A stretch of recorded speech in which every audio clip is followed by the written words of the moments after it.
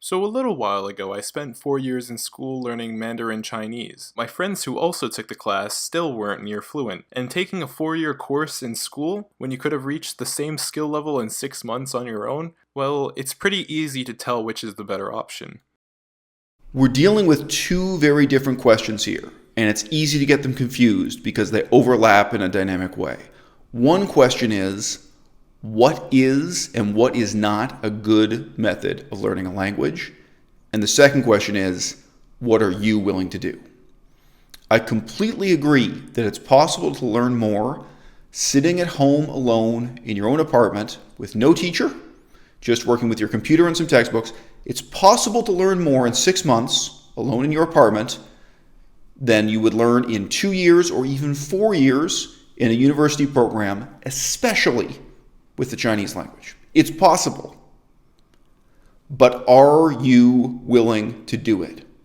Are you really so highly motivated and so self-disciplined that you actually would sit down and hit the books for 6 months solid and get those rewards, get those outcomes? Or are you the kind of person who needs the social experience, who needs the encouragement of seeing a teacher face-to-face, of seeing other students, of seeing the other students' progress, of seeing maybe at some points that you're falling behind, seeing at other points that maybe in some ways you're more talented than the other students getting ahead?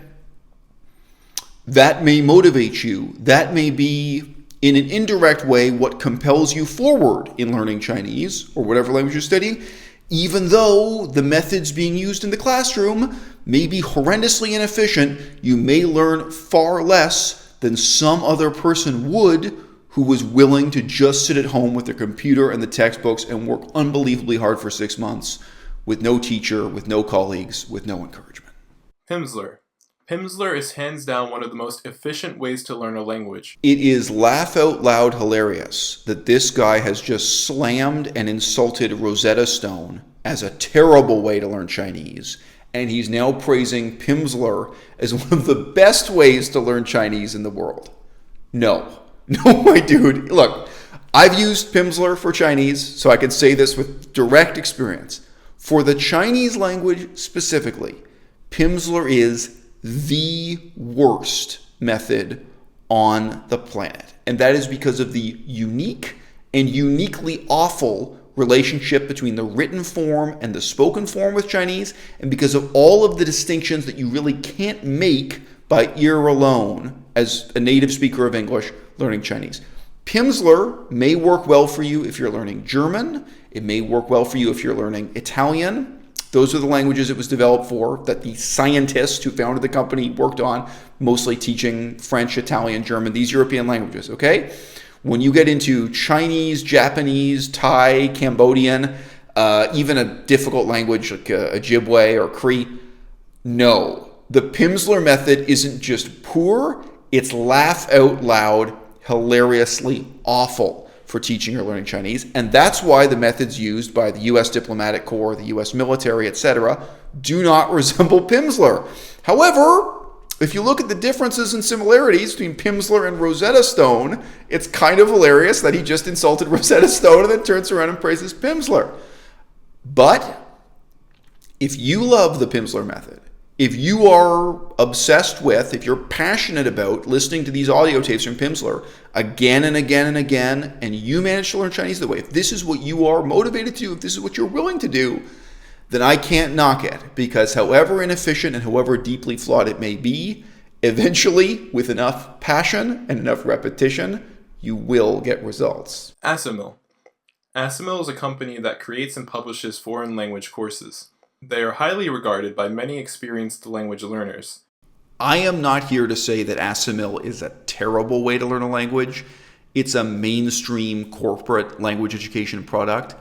It's just really strange to me that this guy hates on Rosetta Stone but praises à-bas-le-ciel.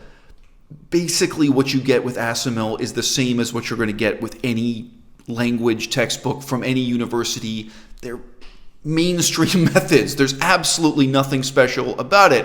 And with any particular language, if you compare what à-bas-le-ciel is selling you to what Rosetta Stone is selling you, or any other mainstream publisher or brand, the difference is going to be very slight. So I do find this strange that he's really promoting and pushing à-bas-le-ciel and Pimsleur as if they have something special to offer. And then the strangest thing of all is this claim that it's effective with only 30 minutes per day. With Pimsleur, you only need about 30 minutes a day to become proficient in a language. This is good because in 2020, only psychopaths have an attention span of more than 30 minutes. I did make a separate YouTube video specifically addressing this misconception, or you might say this marketing ploy, that you can learn a language more effectively in only 30 minutes a day. It's a lie. It's also very strange that this particular YouTube channel says it in this context, because earlier in the video he said that if you worked alone and you worked really hard, you could get better results than being enrolled in a university course for many months. Although I agree with that in principle, the question is, during those months working alone, what are you willing to do? 30 minutes a day will not get those results with Chinese. You must be joking. Just to look up one unfamiliar word in the dictionary, figure out how to write it properly, figure out its etymology, figure out the components that form it visually, practice pronouncing it, practice using it in a sentence, figure out in different contexts what kind of different meanings it has. Just one unfamiliar word is 30 minutes. One unfamiliar sentence, one difficult to understand sentence can take you more than 30 minutes. Chinese is a very difficult, very time-consuming language. Beginner, intermediate, and advanced. At no level with Chinese can you do 30 minutes a day. If you think 30 minutes a day with Pimsleur is enough for you to work on German or Dutch or even Italian, good for you. I'm happy. I'm not planning to slap the microphone out of your mouth and say you're a bad YouTuber for claiming that. But for Chinese, 30 minutes a day for Chinese, you must be joking. The way you are currently learning a language is probably very inefficient. The best way to learn a language isn't exactly plastered on a wall for every newcomer to see. Apps like Duolingo and companies such as Rosetta Stone capitalize on the inexperience of newcomers, offering them a way to start learning a language without them knowing that they could actually learn much more, much faster, by utilizing better resources. One part of what we're doing here is passing judgment on a particular language learning method as being effective or ineffective. But the other thing we're doing is passing judgment on ourselves for what we are and are not willing to do. Okay? Really terrible, really inefficient language learning methods will still get results if you are willing to do it. In the old days, people used to praise to me going to bars and flirting with bar girls in order to learn a language. Probably if you go back to the 1960s or even the 1860s, people would say this was a great way to learn a language. Why? Because they were really motivated to do it. Me, I'm not that kind of guy. I would not be willing to do that. I was the kind of guy who was willing to go to manuscriptoria and look at ancient stone inscriptions and study all kinds of weird stuff in the library and write essays about political history. I had a different kind of motivation. Different things were rewarding for me, okay? And that showed in which methods of language learning, language acquisition, I was willing to do and that I actually did, right? In the 21st century, people don't just go to bars and flirt with people face-to-face anymore. With learning language like Chinese or learning language like Japanese, a lot of men are willing to pay websites where they get to flirt with, chit-chat with, a pretty girl. And if probably there's something for women, gay men, maybe not. But anyway, you can probably flirt with someone you find attractive over the internet.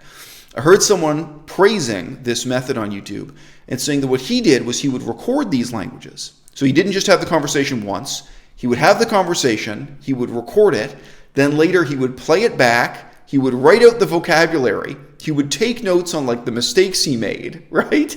And he would even put the recording of the conversation on his cell phone and listen to it back again while he was walking to do his grocery shopping and this kind of thing, okay? I can imagine that being an effective method of language teaching and language learning, where he's intensively studying what he said in these conversations and then going back and having another conversation next week, memorizing, finding mistakes, doing corrections. Wow. Okay, I can see the virtue in it, but I would never do that. I am not willing to do that, and I'm not positively motivated to do that. Is this really some kind of deep judgment on who I am or what kind of person I want to be?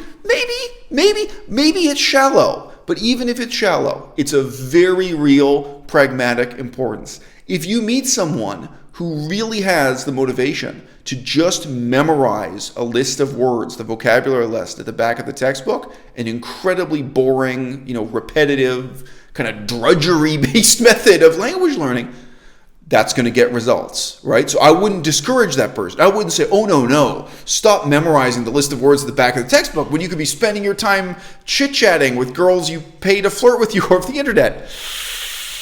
What is most effective is partly a judgment about these methods, and it's partly a judgment on who you are, what you are willing and motivated to get done. Anki. Anki is a free application that basically does two things. 1, it's an application to make digital flashcards. 2, it's a tool that tells you which flashcards to study each day. When you see a flashcard, you tell Anki if you got it right or wrong, and how hard it was if you did get it right. If you got it right and it was easy, you won't see it again for a while. If you had trouble with it, you'll see it again soon. In the year 2020, many applications have this kind of functionality built into them by default. Plinko has an excellent card shuffling program of this kind. There's absolutely no reason to use Anki. I would say that Anki is unbelievably time-consuming in terms of programming it to test you, in terms of the data input, in terms of creating and managing the card deck. Don't lie to yourself. Try actually timing how much effort you're putting into that. If your choice were between using Anki and pieces of paper, I would say every time use pieces of paper, because you will waste so much time dealing with setup, card creation, and management with Anki. It will never be justified. You'll never get more value out of it than you would have gotten just writing something down on pieces of paper and starting to learn immediately. I would say that Plinko is an app that's much better than Anki in many different ways, including the connection between it and the dictionary so that you can look up the words you didn't recognize, so on and so forth. However, fundamentally, you have to ask yourself, is technology really providing you with something better than pen and paper for this specific function, aside from the convenience of being able to use a mobile phone while you're riding the bus? The answer is no. Using either Pimsleur or à-bas-le-ciel, if you do 30 minutes a day, 6 days a week, you'll reach decent proficiency in around 6 months. I would like to end the video just by pointing out that that is an outrageous lie. Unless you have a footnote after the word proficiency where you give it a special definition that doesn't mean proficient at all. Anyone who claims that they became proficient in the Chinese language after only 6 months could not possibly have been studying for only 30 minutes per day.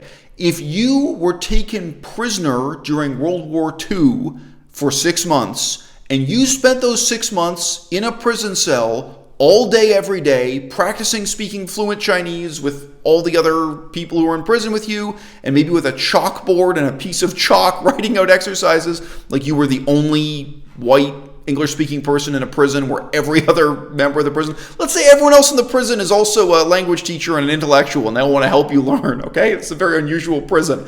Sure, maybe you achieve proficiency in 6 months, working more than 12 hours a day, incredibly intensely, and maybe you were doing it motivated by fear for your life because you knew at the end of that 6 months you were going to be put on trial and you'd have to plead your own case in Chinese. There you go, perfect scenario. If you got proficient in 6 months, afraid you were going to be executed by an unfair court, trying to learn Chinese with all these people helping you 12 to 14 hours a day, 6 months would feel like a long time. You'd make a lot of progress. You'd still have to provide a footnote on what you mean by proficient, because the Chinese language, there's really no way you can learn it all in only 6 months.